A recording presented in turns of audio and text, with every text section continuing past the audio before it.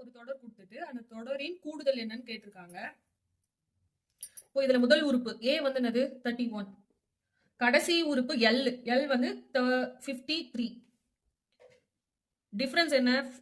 t2 minus t1. t2 வந்து 33 minus 31 நமக்கு என்ன கிடைக்கும்? 2. டிஃபரன்ஸ் வந்து 2. இப்போ தொடரின் கூடுதல் தானே கேட்டிருக்காங்க. கூடுதல் கண்டுபிடிக்கிறதுக்கான ஃபார்முலா வந்து Sn equal to n/2 into a plus l. இப்போ இதுல வந்து நாம n ஓட வேல்யூ கண்டுபிடிக்கணும். இப்போ l ஓட ஃபார்முலா நமக்கு l equal to a plus n minus 1 into d.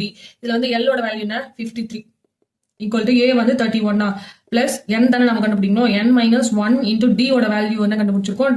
2 கண்டுபிடிச்சிருக்கோமா? இப்போ 31 இந்த சைடு வந்தா மைனஸ் வந்துருமா? 53 மைனஸ் 31 நமக்கு என்ன கிடைக்கும்?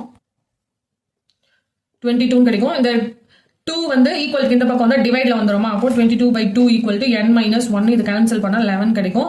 இந்த மைனஸ் 1 வந்து ஈக்குவலுக்கு இந்த பக்கம் வந்தா பிளஸ் 1 ஆயிடுமா? அப்போ 11 பிளஸ் 1 n ஈக்குவல் டு நமக்கு என்ன கிடைக்குது? 12 கிடைக்குது.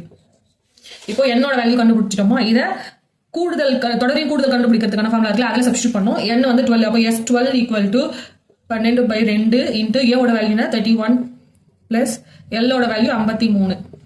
இது கேன்சல் பண்ணா என்ன கிடைக்கும்? 6 கிடைக்கும். 6 இன்ட்டு இது ஆட் பண்ண நமக்கு என்ன கிடைக்கும்? 4, 84. 6 இன்ட்டு 84 மல்டிப்ளை பண்ணா நமக்கு என்ன கிடைக்கும்? 504. அப்போ இதுக்கான ஆன்சர் வந்து ஆப்ஷன் சி 504.